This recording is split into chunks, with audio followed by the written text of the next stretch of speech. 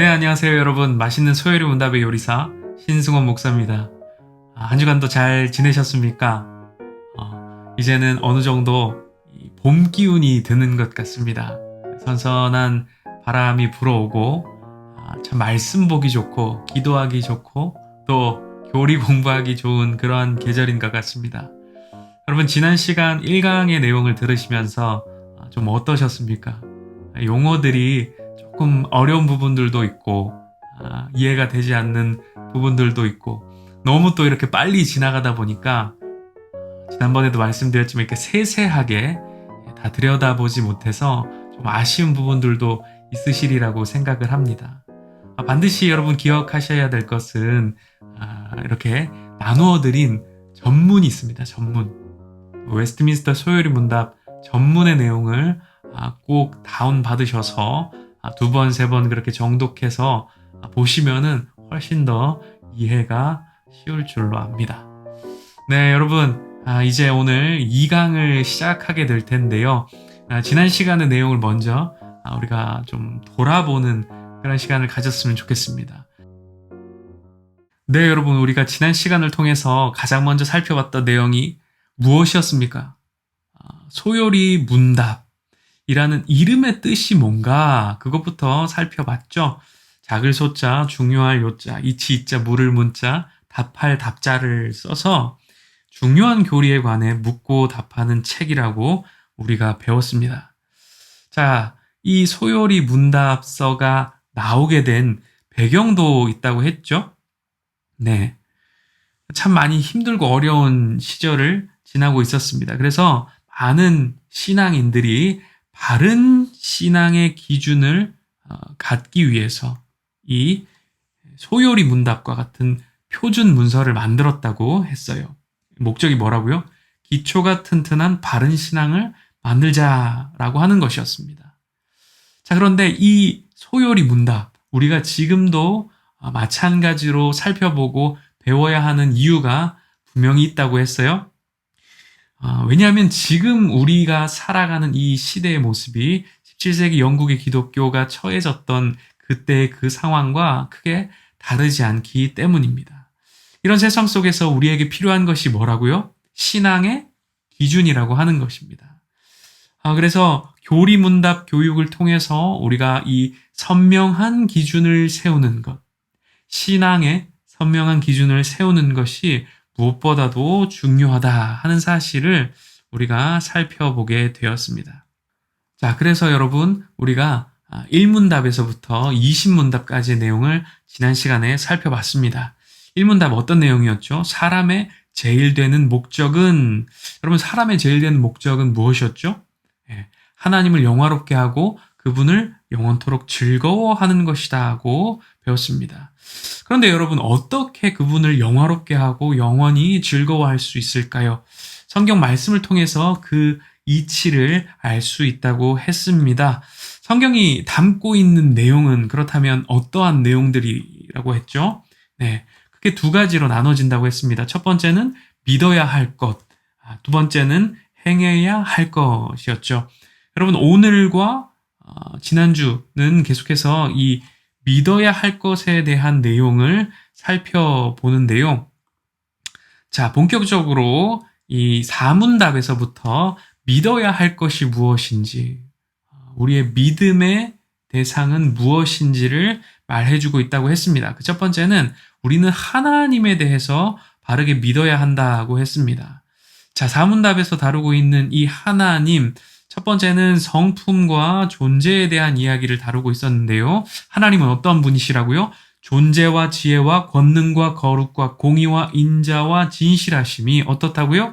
무한하시고 무궁하시고 불변하신 분이 바로 우리 하나님이시라고 하는 것을 배웠습니다. 또 이 하나님은 어떻게 존재하신다고요? 한 분으로 존재하신다고 말씀하셨어요. 그런데 한 분 하나님으로 끝나는 것이 아니라 하나님은 어떤 하나님이라고요? 삼위일체의 하나님이라고 말씀하고 있습니다. 그냥 한 분이신 하나님이라고만 말한다면은 여러분, 그 하나님은 성경에서 말하고 있는 바른 개념의 하나님이 아닙니다. 왜냐하면 이 성경에는 하나님께서 성부, 성자, 성령 하나님으로 그대로 나타나고 계시기 때문이죠. 그런데 여러분, 어떤 때는 성자 하나님, 어떤 때는 성부 하나님, 어떤 때는 성령 하나님으로 모습만 바꿔서 나타난다. 여러분, 그것이 바른 하나님에 대한 개념이 맞다고요? 틀리다고요? 틀립니다. 그것은 양태론의 모습이라고 했습니다. 자, 성경은 삼위일체 하나님에 대해서 말씀하고 있습니다. 성부와 성자와 성령 하나님이 권능과 영광은 동등하시되 각 위로 존재하시는 분이시라고 말씀하고 있으신 거죠. 여기서 우리가 착각하고 오해하지 말아야 될 게 뭐라고요? 우리는 하나님의 모습을 양태론이라든지 삼신론으로 이해해서는 안 된다는 것입니다. 성경은 분명하게 삼위일체 하나님에 대해서 말씀하고 있다 하는 사실을 기억하시기 바랍니다. 자, 우리가 믿어야 할 두 번째가 있다고 했는데요. 그것이 무엇이었죠? 바로 하나님의 예정이라는 것입니다. 자, 하나님께서 예정하셨다. 하나님께서 모든 일을 계획하셨다라는 말씀이죠. 자, 팔문답은 이 예정의 방법에 대해서 말해주고 있는데요. 창조와 섭리를 통해서 이루셨다고 하는 것을 우리가 알 수 있습니다. 창조란 무엇입니까? 하나님께서 6일 동안 무에서 유로 말씀으로 모든 것을 만물을 창조하셨다는 것이죠. 특별히 이 신문답은 사람에 관한 창조를 담아내고 있습니다. 하나님께서 사람을 어떻게 창조하셨다고요? 남자와 여자로 창조하시고 하나님의 형상을 따라서 창조하셨다고 했습니다. 하나님의 형상을 따라서 지음받은 존재가 인간들이에요. 그래서 우리도 하나님을 닮아서 지식과 공의와 거룩함을 가지고 태어난 존재들이라는 것입니다. 또한 모든 생물을 주관하고 다스리는 하나님을 대신해 다스리는 대리왕으로 지어졌음을 우리는 알 수 있습니다. 자, 이 예정의 방법에 두 가지가 있다고 했는데요. 창조와 또 섭리입니다. 섭리란 뭘까요? 모든 일을 하나님께서 보존하시고 통치하신다는 내용입니다. 특별히 사람을 향한 섭리를 따로 다루고 있는데요. 사람을 향한 섭리를 가리켜서 작정이라고 부릅니다. 작정. 자, 이 작정하신 내용이 바로 이것인데요. 완전 순종을 조건으로 생명의 언약을 맺으신 겁니다. 그러나 불순종하면 어떻다고요? 사망에 이르게 된다고 하는 것이죠. 이것을 다른 말로 행위 언약이라고 했습니다. 자, 그런데 여러분, 이 언약의 결과 어떤 일이 벌어졌습니까? 아담과 하와가 하나님의 말씀에 순종했습니까? 불순종했습니까? 불순종했던 거예요. 자, 어떤 범죄를 이들이 저지르게 되죠? 범죄의 내용은 하나님께서 금지하신 나무의 열매를 먹은 것입니다. 자, 여러분, 이 불순종의 결과 어떻게 됐습니까? 대표성의 원리에 따라서 모든 인류가 범죄에 참여한 것으로 간주했다고 했습니다. 결국에 모든 인류가 타락하게 된 것이죠. 그래서 인간이 어떠한 처지에 이르게 됐다고요? 죄와 비참한 처지에 이르게 됐다고 했습니다. 자, 여러분, 인간이 이제는 태어나면서부터 이 죄의 문제에서부터 벗어날 수 없게 됐습니다.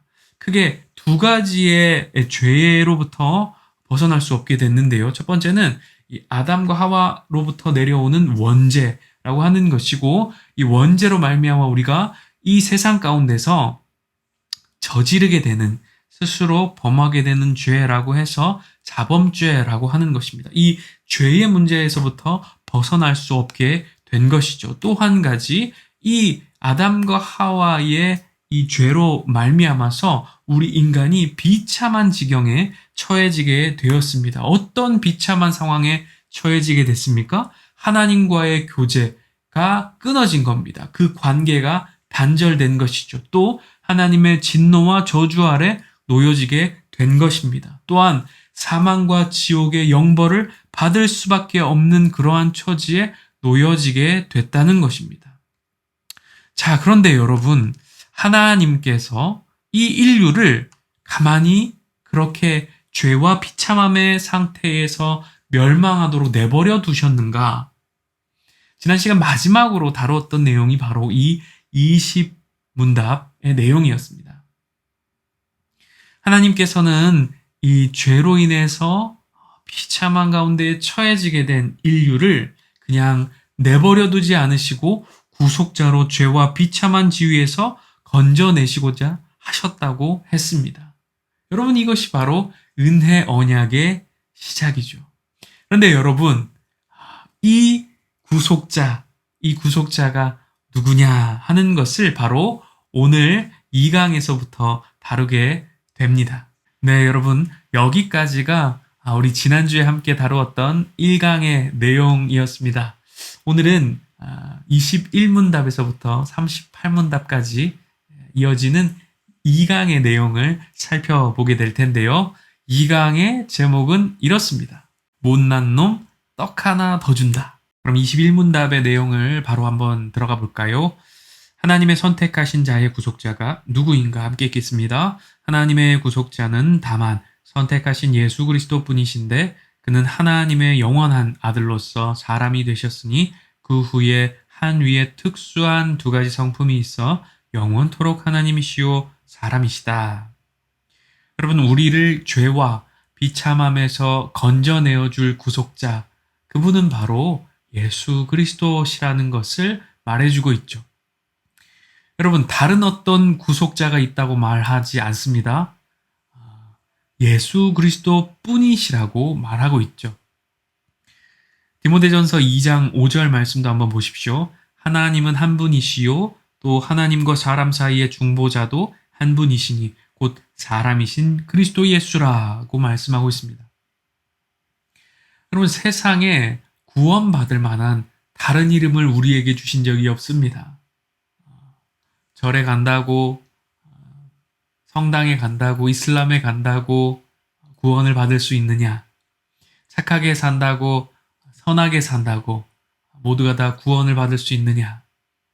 여러분, 성경은 분명하게 구원받을 만한 이름은 예수 그리스도밖에 없다고 말씀하고 있습니다. 예수 그리스도뿐, 오직 예수 그리스도, 그분이 바로 우리의 구속자시라는 겁니다. 그런데 여러분, 우리의 구속자 예수님은 완전한 하나님이시요 완전한 사람이시라고 말씀하고 있습니다. 빌립보서 2장 6절 말씀을 한번 보세요. 그는, 예수님은 근본 하나님의 본체시라고 말하고 있습니다. 예수님은 완전한 하나님이시라는 거예요. 또 요한복음 1장 1절 그리고 14절의 말씀을 보십시오. 말씀이 육신이 되었다고 말하고 있죠. 여러분, 이 말씀은 예수 그리스도를 말합니다. 결국에 예수 그리스도께서 육신이 되었다, 사람이 되었다고 하는 것을 말해주고 있는 것입니다. 누가복음 2장 52절은 어떻습니까? 예수님의 유년 시절을 이야기하면서 지혜와 키가 자랐다고 하는 것을 그대로 묘사하고 있습니다. 예수님께서 완전한 사람이시라는 거죠. 그런데 여러분, 예수님께서 완전한 하나님이시고 완전한 사람이셔야만 했던 이유가 있습니다. 그것은 바로 우리의 구원 때문입니다. 왜 구원을 위해서 예수님께서 완전한 하나님, 완전한 사람이셔야만 했을까요? 여러분, 한번 생각해 보세요. 왜 인간이 하나님의 진노 아래서 영원의 형벌을 받을 수밖에 없는 그런 비참한 처지가 되었습니까? 바로 죄 때문이죠. 그런데 여러분, 이 죄의 문제를 해결할 수 있는 방법이 무엇이죠? 여러분, 이 죄 사함의 원리는 피 흘림의 원리입니다. 피 흘림이 없은즉 죄 사함도 없다고 말씀하고 있죠. 그러므로 여러분, 이 죄 사함을 위해서는 피를 흘려야 되는 거예요. 그런데 여러분, 영이신 하나님께서 피를 흘릴 수 있으실까요? 그럴 수가 없습니다. 피를 흘리는 존재는 여러분 어떤 존재입니까? 살아있는 육체를 가진 물리적인 그러한 형체를 입은 그런 존재가 피를 흘릴 수 있는 거죠. 그렇기 때문에 예수님께서는 완전한 사람으로 이 땅에 오신 것입니다. 바로 그 구원을 이루시기 위해서 말이죠. 그런데 여러분, 사람이기만 하면은 이 구원의 일, 구속의 일을 이루실 수 있으실까요? 사람이기만 하면 결코 그럴 수 없습니다. 왜 그렇습니까? 사람의 몸으로는 결코 죄인인 사람을 구원할 수 없습니다. 그것은 눈을 보지 못하는 소경이 소경을 인도하는 것과 다를 바 없는 이야기이기 때문이에요. 죄인이 죄인을 구원할 수 없다는 것입니다. 그러므로 어때요? 완전히 무흠하고 완전히 죄가 없으신 하나님께서 친히 이 구원의 역사를 이루셔야만 하는 것입니다. 그렇기 때문에 예수님께서는 완전한 하나님, 완전한 사람으로 이 구원의 역사를 이루셔야 했던 것이죠. 예수님께서 이렇게 참 하나님, 참 사람으로 오신 이유가 바로 여기에 있다는 것입니다. 22문답에서는 이 예수님께서 어떻게 사람이 되셨는가를 묻고 있습니다. 자, 22문답의 답을 한번 읽어보겠습니다. 시작. 하나님의 아들 그리스도께서 사람이 되신 것은 참 몸과 지각 있는 영혼을 취하사 성령의 권능으로 동정녀 마리아에게 잉태되어 탄생하셨으나 죄는 없으시다. 여러분, 21문답에서 다루었던 내용이 그대로 이어지고 있는 것입니다.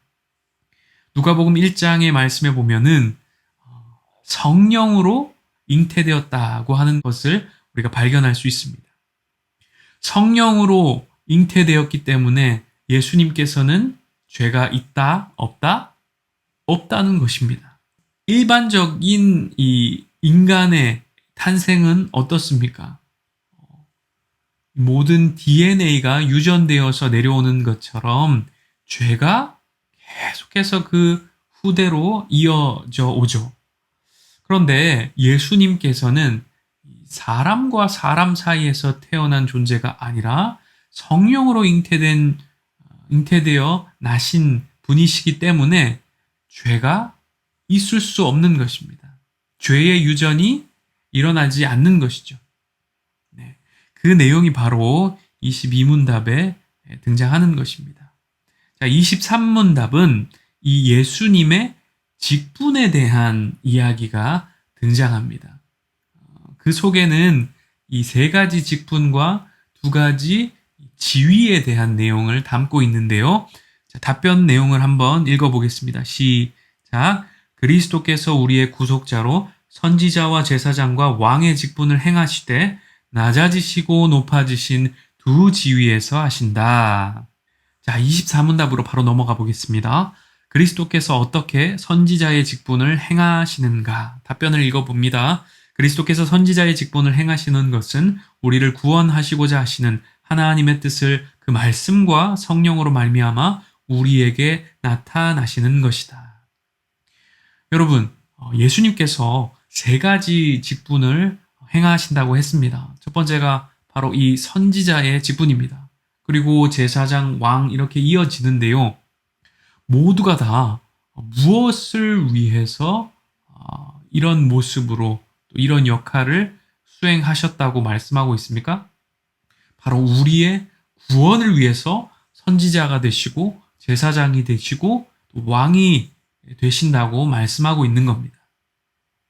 첫 번째로 예수님께서는 선지자가 되셔서 또 하나님의 뜻을, 하나님의 그 말씀을 우리를 향해서 전하여 주셨다고 하는 사실을 말씀하고 있는 것입니다. 마태복음 4장 17절 말씀에도 예수님께서 전파하여 이르시되 회개하라 천국이 가까웠노라 이렇게 말씀하고 있는 것이죠. 누가복음 24장 19절에는 분명하게 예수님을 가리켜서 선지자라고 선언하고 있습니다. 자, 25문답으로 바로 넘어가 보겠습니다. 그리스도께서 어떻게 제사장의 직분을 행하시는가? 자, 읽어봅니다. 그리스도께서 제사장의 직분을 행하시는 것은 단번에 자기를 제물로 드려 하나님의 공의에 만족하게 하며 우리를 하나님으로 더불어 화목하게 하시고 또 우리를 위하여 항상 간구하시는 것이다.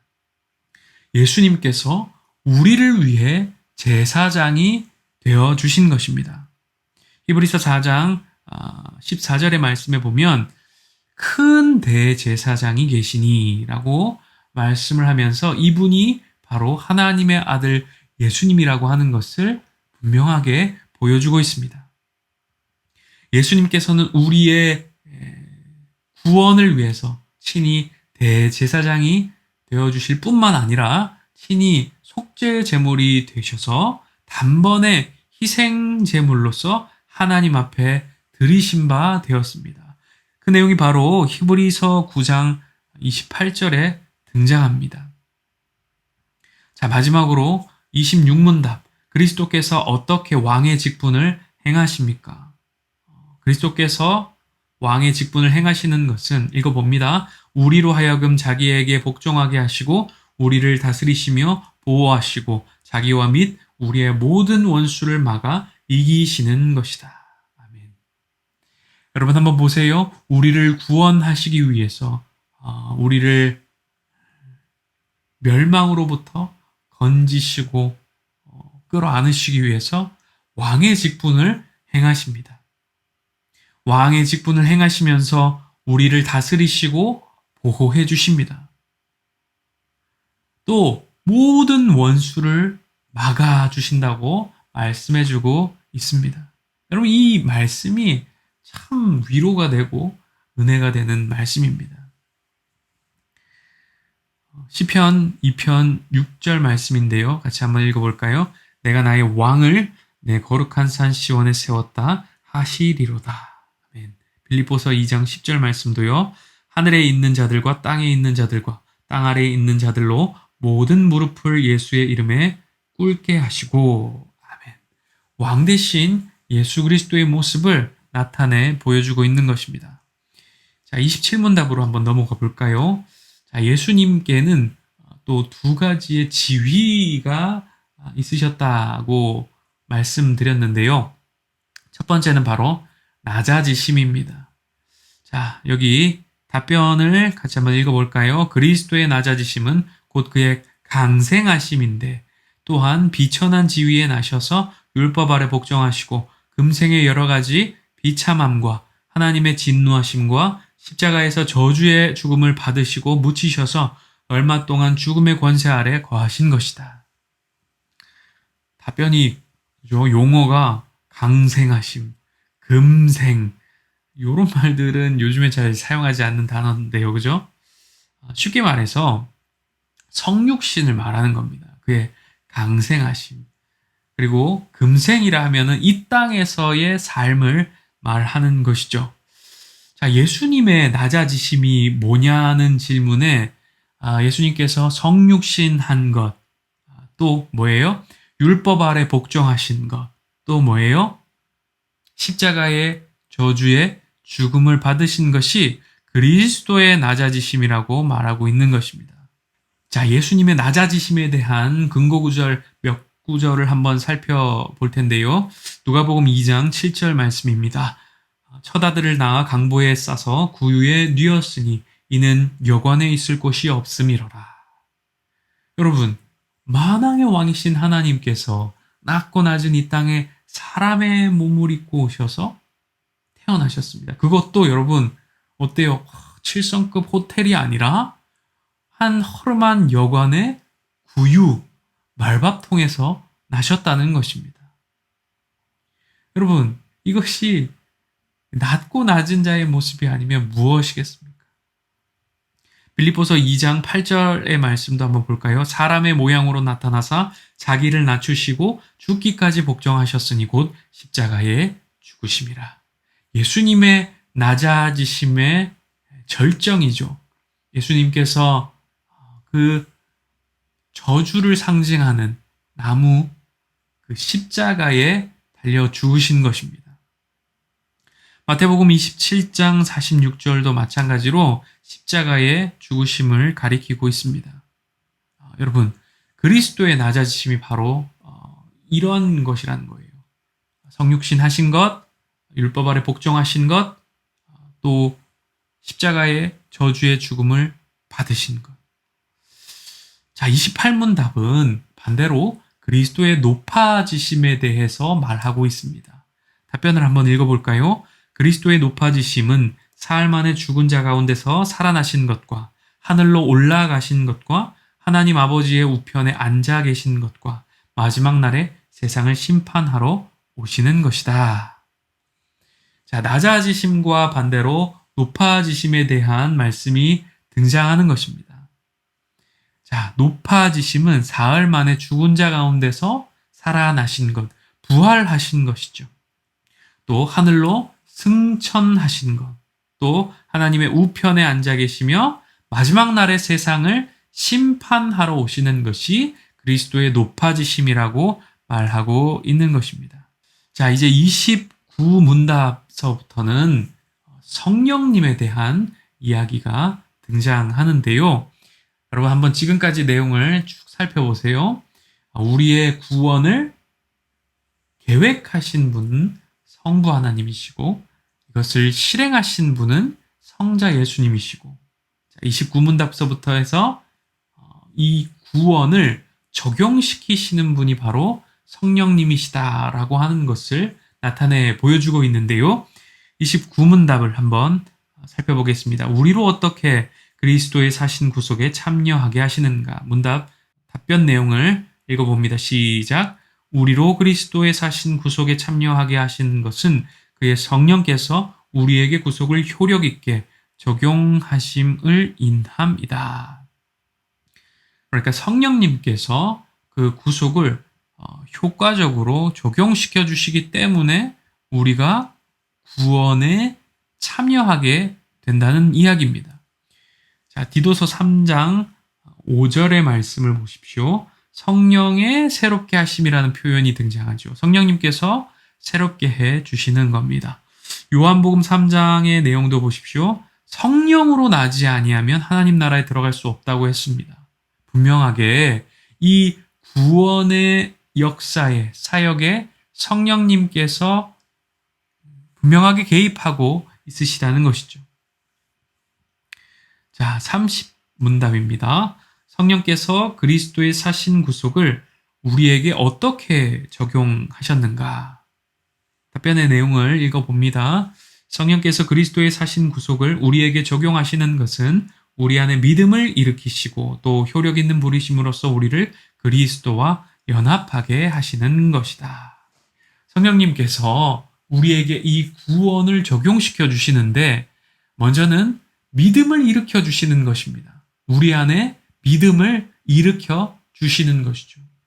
우리는 대개 이 믿음이라고 하는 것을 우리 스스로 우리가 의지적으로 가진 것이라고 생각을 하곤 하지만 이 믿음이라고 하는 것 자체가 뭐예요? 하나님께서 주시는 거예요. 성령님께서 우리에게 주시는 것입니다. 믿음을 일으켜 주시는 것이죠. 그래서 그리스도와 연합시켜 주시는 겁니다. 누가요? 성령 하나님이 그렇다는 것입니다. 에베소서 2장 8절의 말씀은 무엇을 이야기하고 있습니까? 믿음으로 말미암은 구원에 대해서 말하고 있습니다. 그리고 이 믿음으로 말미암은 구원을 무엇이라고 표현하고 있습니까? 하나님의 선물이라고 표현하고 있습니다. 하나님의 선물, 하나님께서 주시는 것, 하나님께서 우리 안에 믿음을 일으키시는 것을 말하는 것이죠. 에베소서 3장 17절 말씀은 그리스도와의 연합을 말하고 있습니다. 뿌리가 박히고 터가 굳어지는 그 모습과 같이 그리스도와의 연합을 성령께서 이루신다는 것을 말하는 것입니다. 31문답은 이 효력 있는 부르심에 대한 말씀을 전하고 있는데요. 답변의 내용을 같이 한번 읽어보겠습니다. 효력 있는 부르심은 하나님의 신이 하시는 일이니 우리의 죄와 비참을 깨닫게 하시고 또 우리의 마음을 밝혀 그리스도를 알게 하시고 우리의 의지를 새롭게 하시고 우리를 권하사 능히 복음 중에 값없이 주시는 예수 그리스도를 믿도록 하시는 것이다. 마찬가지의 내용이 계속 이어지고 있습니다. 성령께서는 우리로 효력 있는 부르심, 효과적인 부르심으로 이 구원을 적용시키시는데요. 성령께서 우리의 죄와 비참함을 깨닫게 하시는 겁니다. 머리로 깨닫게 하시는 거예요. 그리고 그리스도를 알게 하시고 우리의 의지를 새롭게 하시고 예수 그리스도를 결국에는 믿도록 하시는 것입니다. 디모데후서 1장 9절 말씀에 보면 하나님이 우리를 구원하사 거룩하신 소명으로 부르신다고 말씀하고 있습니다. 자, 또한 죄와 비참을 깨닫게 하신다고 하셨는데요.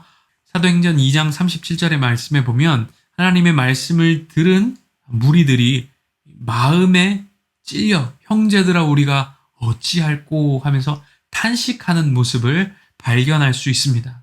여러분, 이들이 마음에 찔리고 형제들아 우리가 어찌할꼬 탄식하는 이것은 성령님께서 그 속에 죄와 비참함을 깨닫게 하셨기 때문입니다. 여러분, 우리도 마찬가지죠. 예수님을 처음 믿을 때 여러분들은 어떠셨습니까? 그냥 룰루랄라 즐겁게 나 예수님 믿을래 하고 시작했던 지체들은 없을 겁니다. 예수님에 대한 그 복음을 들으면서 우리는 우리 자신의 죄를 돌아보게 되었을 테고 그 죄의 비참함 앞에서 마음으로 눈물을 흘리고 안타까워하고 애통해 했을 것입니다. 여러분, 그런 마음을 새겨준 분이 바로 누구라고요? 성령님이시라는 겁니다. 사도행전 13장 48절 말씀도 한번 볼까요? 이방인들이 듣고 기뻐하여 하나님의 말씀을 찬송하며 영생을 주시기로 작정된 자는 다 믿더라. 성령님께서 믿도록 하시는 것이죠. 자, 이렇게 성령님으로 인해 효력 있는 부르심을 받은 자들에게는 이 땅에서 유익을 얻는다고 말하고 있는데요. 어떤 유익을 얻을까요? 답변을 한번 읽어봅니다. 효력 있는 부르심을 받은 자들은 이 땅에서 의롭다 하심과 양자로 삼는 것과 거룩하게 하심을 얻고 또 이 땅에서 이와 함께 받는 여러 가지 유익과 여기서 나오는 여러 가지 유익을 받는다. 여러분, 우리가 효력 있는 부르심을 받게 되면 하나님께서 우리를 의롭다 여겨주십니다. 우리를 양자 삼아 주시고 우리를 거룩하게 해 주십니다. 자, 33문답은 의롭다 하심이 구체적으로 무엇인가 말해 주는데요. 답변의 내용을 읽어봅니다. 의롭다 하심은 하나님의 값없는 은혜로 정하신 것인데 저가 우리의 모든 죄를 사유하시고 그 앞에서 우리를 옳게 여겨 받으시는 것이니 이는 다만 그리스도의 의를 우리에게 돌려주심인데 우리는 오직 믿음만으로 받는 것이다. 네, 여러분, 로마서 5장의 말씀을 한번 보십시오. 그의 피로 말미암아 의롭다 하심을 받았다고 말씀하고 있습니다. 그의 아들의 죽으심으로 말미암아 하나님과 화목하게 되었다고 말씀하고 있습니다. 또 19절의 말씀도 한 사람이 순종하심으로 많은 사람이 의인이 되었다고 말씀하고 있습니다. 자, 양자로 삼는 것은 무엇일까요? 양자로 삼는 것. 양자로 삼는 것은 답변을 한번 읽어볼까요? 양자로 삼는 것은 하나님의 값없는 은혜로 정하신 것인데 이로써 우리를 하나님의 자녀의 수요 중에 들게 하시고 그 모든 특권을 누리게 하시는 것이다. 하나님께서 우리를 양자 삼아 주십니다. 요한복음 1장 12절 말씀에 영접하는 자, 곧 그 이름을 믿는 자들에게는 하나님의 자녀가 되는 권세를 주셨다고 말씀하고 있습니다. 로마서 8장 17절 말씀도 한번 보십시오. 자녀이면 곧 하나님의 상속자라고 말하고 있습니다. 그러면서 또 영광을 받기 위하여 고난도 함께 받아야 할 것이니라는 말씀도 등장하는데요. 이것은 하나님의 상속자로서 받게 될 특권에 관한 이야기입니다. 자녀가 되는 것 자체도 특권이지만 영광을 받는 것, 그리고 고난을 받는 것도 특권이라고 말하고 있는 것이죠. 영광을 받는 것이 특권이라는 것은 알겠는데 고난을 받는 것도 특권일 수 있을까요? 근데 여러분, 하나님의 자녀이기 때문에 그리스도의 고난에 동참할 수 있다는 사실을 기억하시기 바랍니다. 하나님의 자녀가 아니라면 그리스도로 인해서, 그리스도 때문에 고난받을 일이 없습니다. 그러나 여러분, 주님께서는 뭐라고 말씀하셨습니까? 나로 인해 핍박받는 자는 복이 있다고 말씀하셨습니다. 여러분, 하나님의 자녀이기 때문에 우리가 영광을 누릴 수 있는 것도 특권이고 또 고난을 받는 것도 특권이라는 것입니다. 35문답은 거룩하게 하신 것이 무엇인가를 묻고 있습니다. 답변의 내용을 한번 읽어볼까요? 거룩하게 하신 것은 하나님의 값없는 은혜의 역사이신데 이로써 우리가 하나님의 형상을 쫓아 온 사람이 새로워짐을 얻고 점점 죄에 대하여서는 능히 죽고 의에 대하여서는 능히 살게 되는 것이다. 여러분, 우리가 효력 있는 부르심을 받게 되면은 의롭다 하심과 양자로 삼는 것과 거룩하게 하심을 유익으로 누리게 된다 하였는데요. 거룩하게 하신다고 하는 것은 일단은 하나님의 값없는 은혜입니다. 그 내용은 점점 더 우리가 죄에 대해서는 죽고 의에 대해서는 살게 되는 것이라고 말하고 있는 거죠.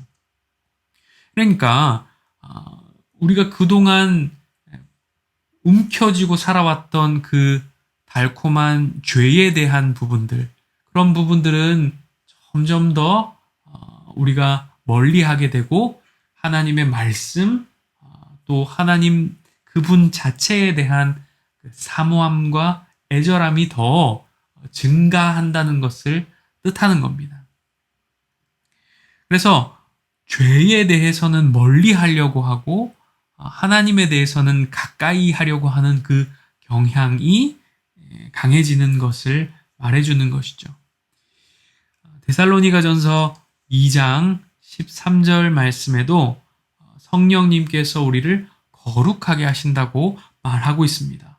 에베소서 4장 23절에도 너희의 심령이 새롭게 된다는 말씀을 하시면서 새 사람을 입으라, 새 사람을 입으라 이렇게 권면하고 있습니다. 이 모든 것들이 다 성령을 통한 효력 있는 부르심을 받은 자들에게 주어지는 유익이라는 것이죠. 자, 36문답은 이러한 유익으로부터 따라오는 또 다른 유익은 무엇인지에 대해서 말해주고 있는 것입니다. 답변의 내용을 한번 읽어볼까요? 이 땅에서 의롭다 하심과 양자로 삼으신 것과 거룩하게 하심에서 함께 받은 유익과 여기서 나오는 유익은 하나님의 사랑을 확실히 아는 것과 양심에 화평한 것과 성령 안에서 얻는 쾌락과 은혜의 증가함과 끝까지 굳게 참는 것이다. 여러분, 5가지를 이야기해주고 있어요. 첫 번째, 확신, 그리고 평안, 기쁨, 성장, 인내입니다. 여러분, 효력 있는 부르심으로 인해서 우리가 이러한 유익을 누리게 된다는 것이죠. 자, 근거 구절들을 한번 볼까요? 로마서 8장 38절에 내가 확신하노니 사도 바울은 이렇게 확신에 찬 모습을 나타내 보여주고 있습니다. 이사야서 26장 3절에 평강하고 평강하도록 지키신다고 말씀하고 있죠. 로마서 5장 말씀에도 하나님의 영광을 바라고 즐거워한다. 이렇게 표현하고 있습니다. 골로새서 1장 6절에 보면은 열매를 맺어 자란다. 계시록 14장 12절에는 성도들의 인내가 있다고 말해주고 있습니다. 자, 37문답은 신자가 죽을 때에 그리스도에게서 무슨 유익을 받는가 하는 질문을 던지고 있습니다. 답변의 내용을 한번 읽어볼까요? 신자가 죽을 때에 그 영혼이 완전히 거룩하게 되어 즉시 영광 중에 들어가고 그 몸은 여전히 그리스도께 연합하여 부활할 때까지 무덤에서 쉰다. 참 감사한 것은 그리스도인들은 죽을 때에도 유익을 받게 된다는 것이죠. 첫 번째는 완전히 거룩하게 된다는 것이죠. 이 땅에서 우리가 아무리 거룩을 위해서 발버둥을 치고 몸부림을 쳐도 완전히 거룩해질 수는 없습니다. 왜냐하면 우리에겐 여전히 죄성이 남아있기 때문이죠. 그러나 우리가 죽을 때에는 우리의 영혼이 완전히 거룩하게 되는 것입니다. 그리고 또 즉시 영광 중에 들어간다고 말씀하고 있습니다.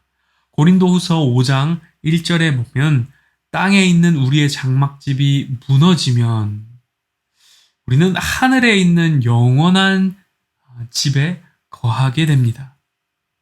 여러분, 이것은 영광 중에 우리가 들어가는 것과 같은 말씀입니다.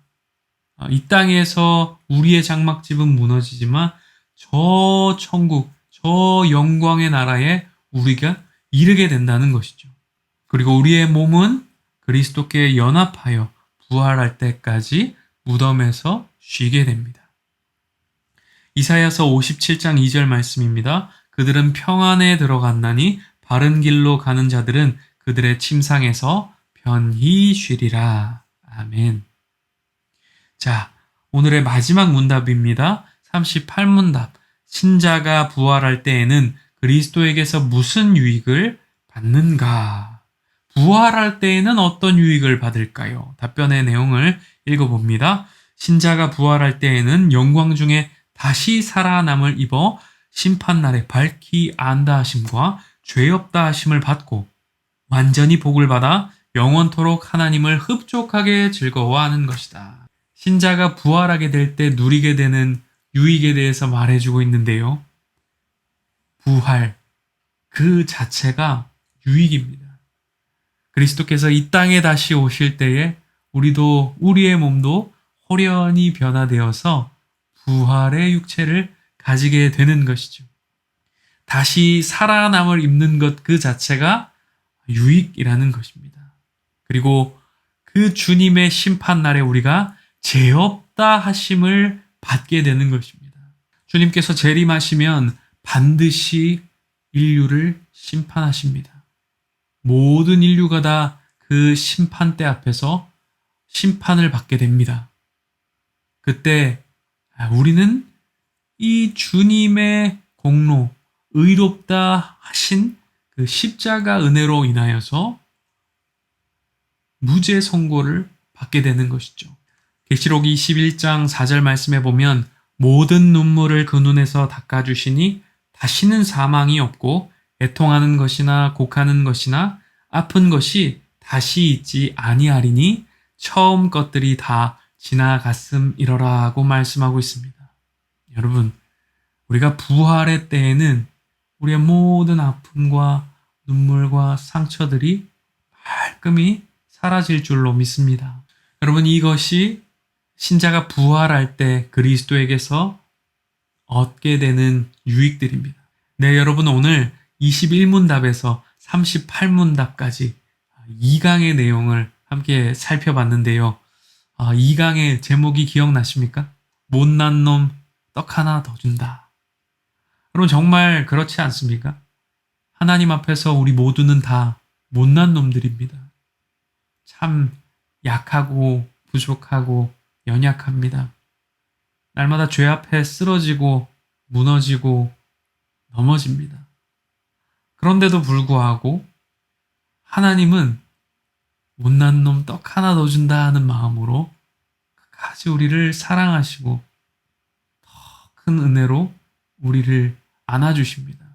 사랑의 사랑으로 은혜의 은혜로 우리를 덮어주시고 우리의 마음을 다독여주시며 새 희망을 품게 해주십니다.